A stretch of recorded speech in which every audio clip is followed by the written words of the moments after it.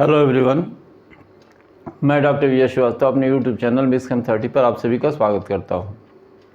Solid state के आज के वीडियो लेक्चर में हम देखेंगे कि कोई सॉलिड कंपाउंड अगर हमारे पास मौजूद है तो उसका केमिकल फार्मूला यानी रासायनिक सूत्र हम कैसे ज्ञात कर सकते हैं।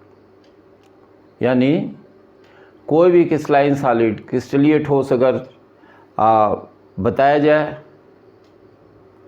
तो उसका केमिकल फार्मूला हम कैसे ज्ञात करेंगे, कैसे निकालेंगे, ये हम आज देखने जा रहे हैं। तो आपको बताएं कि जब पार्टिकल्स मिल करके किसी क्रिस्टल का फॉर्मेशन करते हैं, यानी घटक कण मिलते हैं और मिल करके क्रिस्टलीय संरचना बनाते हैं, तो दो तरह की संरचनाएं बनती हैं।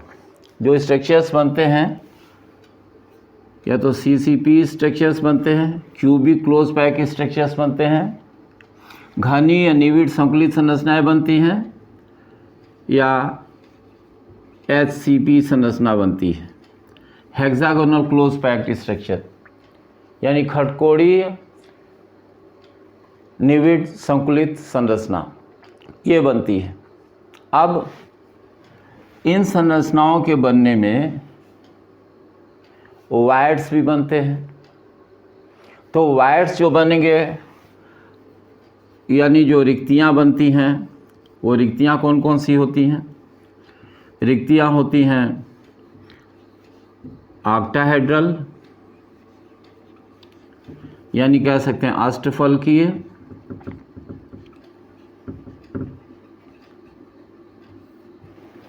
और दूसरे टेट्राहेड्रल, यानी कह सकते हैं चतुष्फलकीय।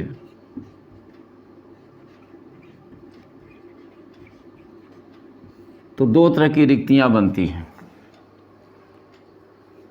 अब मान ले रहे हैं कि कोई आयनिक कंपाउंड है, आयनिक यौगिक है, तो आयनिक कंपाउंड का जो फॉर्मेशन होगा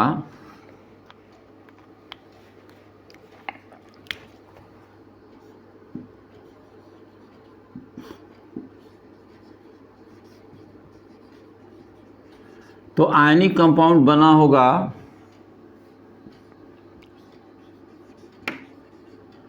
कैटायन से और एनायन से। कैटायंस का मतलब धन आयन और ऋण आयन, इन दोनों से मिलकर के बना होगा। अब ये जो ऋण आयन या एनायन है, इनकी साइज जो होती है वो लार्ज होती है, बड़ी होती है, और जो कैटायन होते हैं इनकी साइज जो होती है वो स्मॉल होती है। तो ये जो एनायन है या ऋण आयन है, ये क्लोज पैक्ड स्ट्रक्चर बनाते हैं।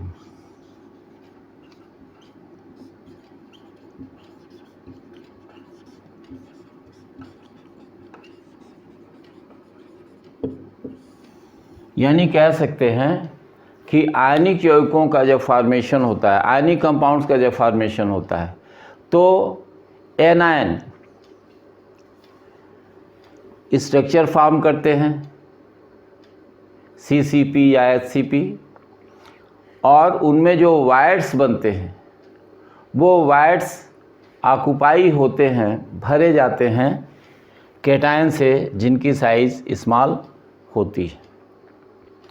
तो अब ये बात तो क्लियर हो गई कि जो एनायन होगा बड़ी साइज होने के कारण वो स्ट्रक्चर फॉर्म करेगा, और जो कैटायन होगा स्मॉलर साइज़ के कारण उसमें जो वायर्स बनेंगे उनको ऑक्युपाई करेगा।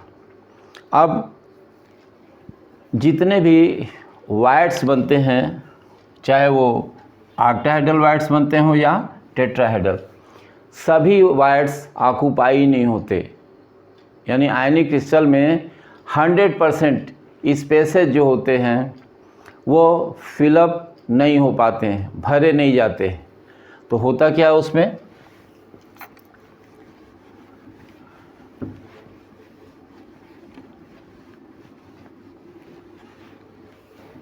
कोई फ्रैक्शन, फ्रैक्शन का मतलब अंश,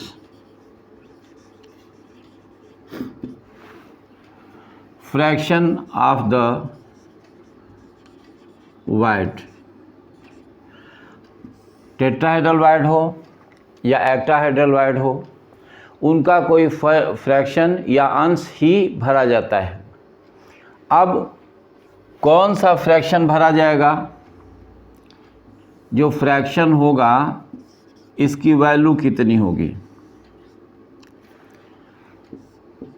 इसकी वैल्यू डिपेंड करती है कंपाउंड के या यौगिक के केमिकल फार्मूला पर।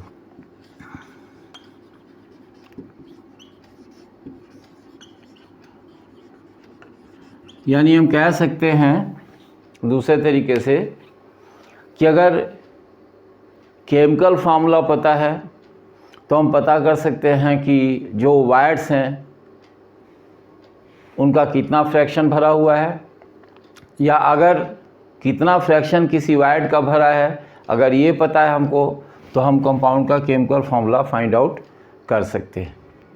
इसके लिए हम दो एग्जाम्पल्स कंसीडर कर रहे हैं।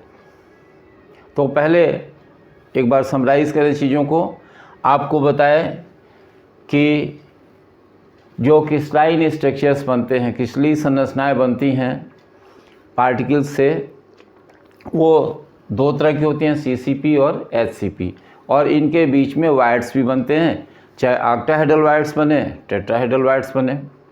अब कोई आयनिक कंपाउंड अगर है तो एनायन साइज़ में बड़ा होने के कारण जो स्ट्रक्चर होता है CCP या SCP इसको फॉर्म करता है, और उनके बीच में जो वाइड्स बनते हैं ऑक्टाहेड्रल या टेट्राहेड्रल, वो ऑक्युपाई होते हैं कैटायंस के द्वारा जिनकी साइज़ स्मॉल होती है। अब एक बात यहाँ और थोड़ा बता दें कि कब टेट्राहेड्रल वाइड ऑक्युपाई होगा और कब ऑक्टाहेड्रल वाइड ऑक्युपाई होगा। तो देखिए, जो कैटायन है ये बहुत छोटा है, कह सकते हैं स्मॉल एनफ,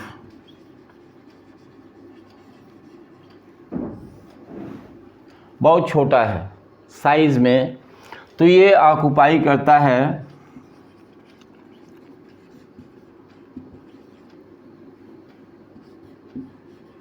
टेट्राहेड्रल वाइड्स को, चतुष्फलकीय रिक्तियों में भरा जाता है। लेकिन अगर कैटायन लार्जर है कंपैरेटिवली इसकी तुलना में, तो ये ऑक्युपाई करता है ऑक्टाहेड्रल वाइड्स। तो कंडीशन बताया कि कैटायन की साइज़ अगर बड़ी है तो ऑक्टाहेड्रल वाइड भरा जाएगा, और अगर कैटायन की साइज़ छोटी है तो टेट्राहेड्रल वाइड भरा जाएगा। अब एग्ज़ाम्पल्स कंसीडर कर रहे हैं, दो एग्ज़ाम्पल से देखेंगे कि ये वाइड्स जो भरे जाते हैं उनकी सहायता से हम किसी कंपाउंड का केमिकल फार्मूला या रासायनिक सूत्र कैसे प्राप्त कर सकते हैं। तो एग्ज़ाम्पल नंबर 1 देख रहे हैं।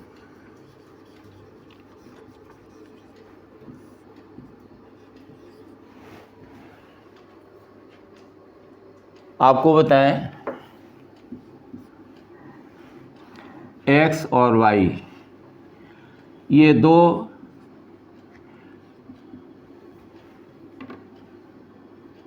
एटम्स हैं, या कह सकते हैं कि X और Y ये एलिमेंट्स हैं, और इनके एटम्स जो होते हैं ये मिलकर के क्रिस्टल स्ट्रक्चर फॉर्म कर रहे हैं। जो क्रिस्टल बन रहा है वो आयनिक है नेचर में।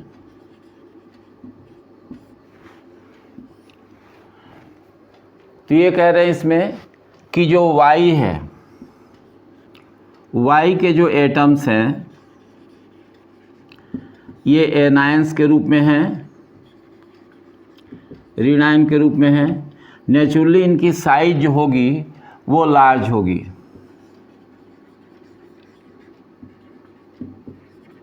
साइज इनकी बड़ी होगी।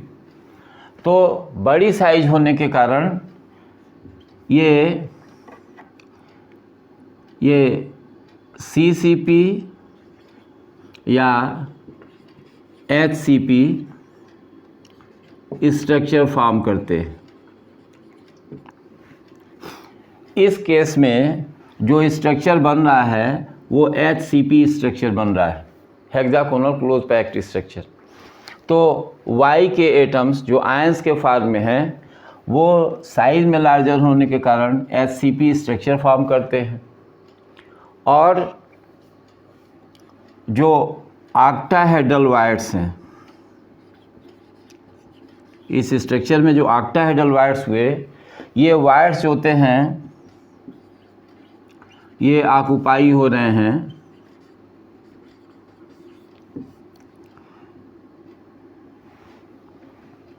एटम्स ऑफ X, यानी एटम्स ऑफ X मतलब केटायंस के द्वारा। तो ये बताया कि X और Y ये दो एलिमेंट्स हैं, इनके एटम्स मिलकर के आयनिक कंपाउंड फॉर्म कर रहे हैं, ये दिया गया हमें। और ये बताया गया कि Y जो एलिमेंट है इसके जो एटम्स है वो एनायन के फॉर्म में हैं, इनकी साइज़ लार्ज है और ये HCP स्ट्रक्चर फॉर्म कर रहे हैं। जबकि इनमें जो वायर्स बन रहे हैं ऑक्टाहेड्रल वायर्स, अष्टफलकीय रिक्तियाँ, उन रिक्तियों में जो X के एटम्स हैं यानी जो केटायंस हैं जिनकी साइज स्मॉलर है वो भरे जा रहे हैं। और कंडीशन क्या है कि जो ऑक्टाहेड्रल वायर्स हैं ये सभी ऑक्युपाई हो रहे हैं।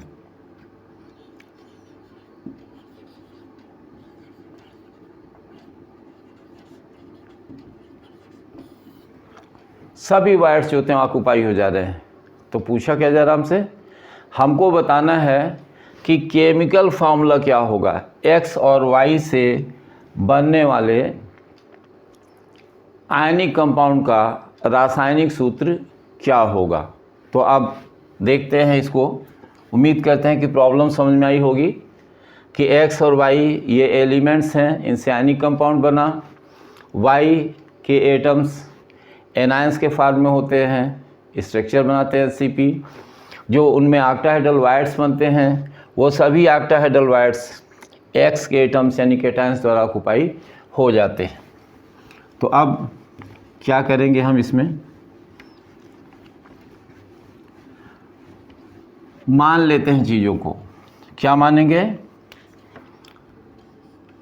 Late number of atoms of Y forming HCP structure equals to small x। मान लिया कि HCP संरचना बनाने वाले Y के जो एटम्स हैं जो एनायंस के फॉर्म में हैं उनकी संख्या x है। Then total number of octahedral wires,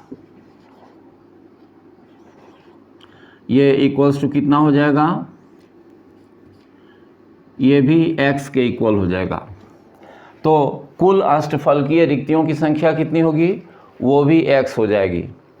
अब कह क्या रहे हैं, since all octahedral wires are occupied, चूँकि सभी अष्टफलकीय रिक्तियाँ X के एटम्स द्वारा यानी कैटायंस द्वारा भर जाती हैं,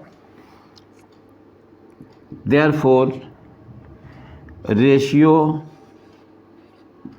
of number of atoms of X and Y, यानी कह रहे हैं कि X और Y के एटम्स का अनुपात क्या होगा। ये अनुपात हो जाएगा equals to X is to X R, या इक्वल्स टू कह सकते हैं इसको यहीं पर 1:1।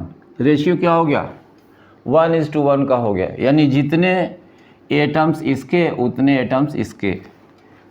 देयरफॉर केमिकल फार्मूला, रासायनिक सूत्र ऑफ कंपाउंड, जो कंपाउंड दिया गया उसका रासायनिक सूत्र क्या होगा, ये हो जाएगा XY। तो हमने आपको बताया कि X और Y जो एलिमेंट्स हैं, इनसे जो कंपाउंड बना उसका फार्मूला हो गया XY। तो उम्मीद करते हैं कि ये एग्ज़ाम्पल आपको समझ में आया होगा कि किसी कंपाउंड का फार्मूला हम रिक्तियों की सहायता से कैसे फाइंड आउट कर सकते हैं। अब एक दूसरा एग्ज़ाम्पल देखते हैं।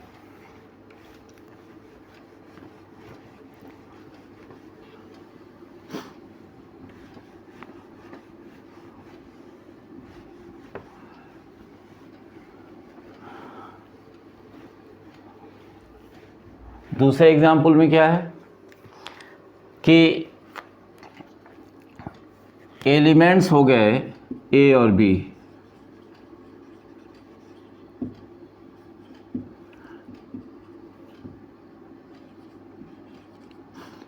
और इनके एटम्स हैं। तो ये एटम, इसके जो एटम्स हैं B के एटम्स, ये फॉर्म करते हैं CCP structure.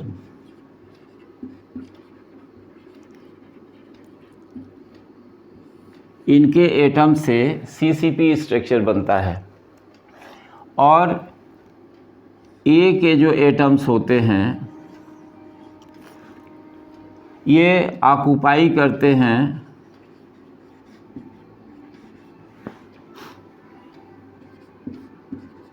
To-third tetrahedral wires.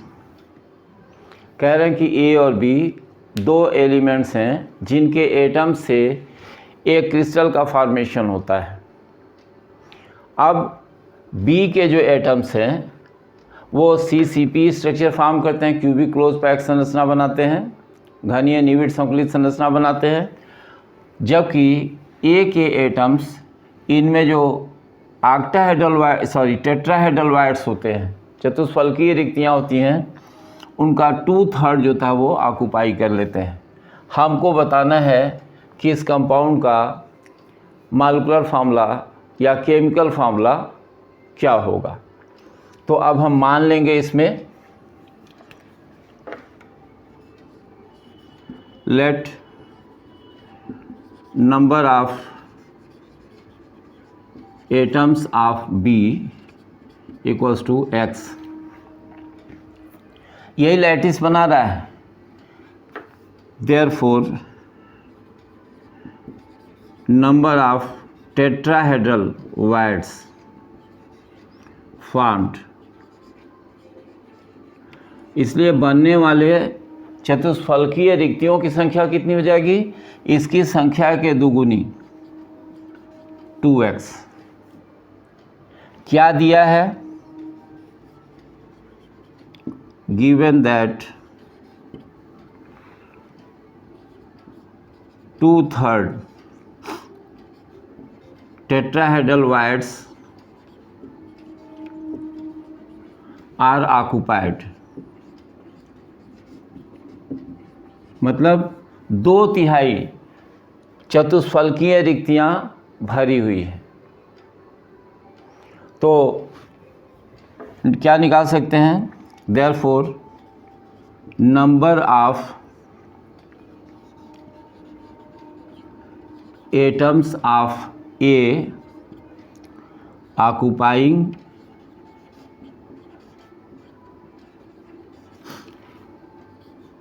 Tetrahedral wires,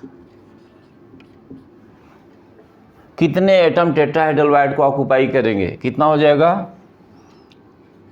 2/3 into 2x, ये वैल्यू हो गई 4x/3। तो ए के एटम्स की नंबर 4x/3 हो गई और बी के एटम्स की नंबर कितनी है? x है। तो अब हम निकाल सकते हैं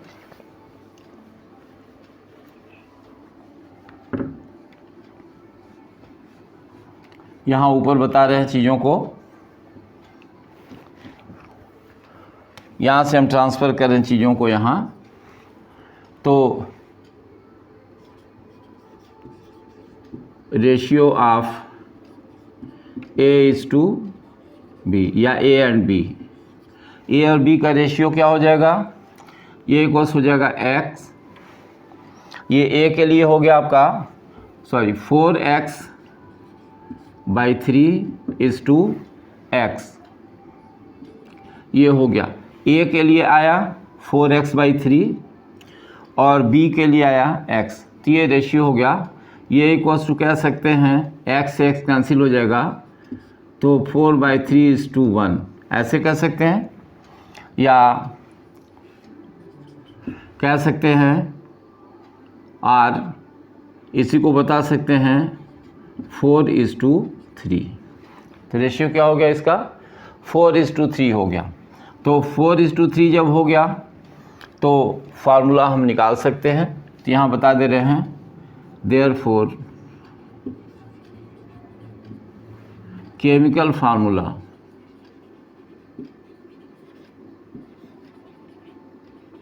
रासायनिक सूत्र ऑफ कंपाउंड, यानी बनने वाले यौगिक का रासायनिक सूत्र, ये इक्वल्स टू हो जाएगा A4B3, ये हो जाएगा। तो हमने आपको ये 2 एग्ज़ाम्पल्स बताए सिर्फ इस बात के लिए कि आप समझ सकें कि जो वायर्स ऑक्यूपाई हो रहे हैं उनकी सहायता से हम कैसे किसी क्रिस्टलीय यौगिक का रासायनिक सूत्र ज्ञात कर सकते हैं या केमिकल फार्मूला फाइंड आउट कर सकते हैं। तो इस क्वेश्चन में आपने देखा ए और बी ये एलिमेंट्स रहे, बी ने SCP स्ट्रक्चर बनाया और ए उसमें जो टोटल टेट्राहेड्रल वायर्स रहे उनमें से 2/3 वायर में फिलअप हो गया। तो इस कंडीशन में जो फॉर्मूला आया वो आ गया A4B3। तो उम्मीद करते हैं कि ये वीडियो लेक्चर आपको समझ में आएगा। आप हमारे चैनल को देखते रहिए और चैनल को लाइक और सब्सक्राइब अगर नहीं किया है तो लाइक और सब्सक्राइब कीजिए। अपने कमेंट्स के माध्यम से अपनी बात कहिए, जो भी प्रॉब्लम है उसे ज़रूर हमारे तक पहुंचाइए, क्योंकि आपके कमेंट्स हमारे लिए बहुत इम्पॉर्टेंट हैं। और शेयर करें आप अपने लोगों में या अपने फ्रेंड्स में इस चैनल के लिए। ये आपका एक बहुत बड़ा कंट्रीब्यूशन होगा जिससे कि हम अपनी बात अच्छे तरीके से आप तक पहुंचा सकते हैं। बहुत बहुत धन्यवाद।